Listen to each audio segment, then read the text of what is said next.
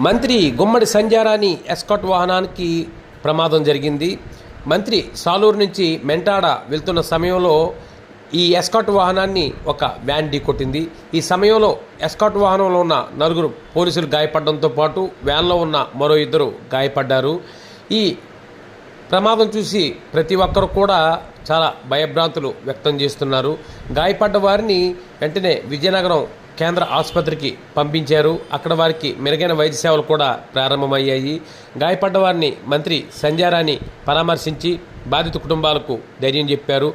అదేవిధంగా గాయపడ్డ ప్రతి ఒక్కరికి అత్యుత్తమమైన వైద్యాన్ని అందించాలని, ఎటువంటి సాయం కావాలన్నా చేసేందుకు సిద్ధంగా ఉన్నామని మంత్రి తెలిపారు.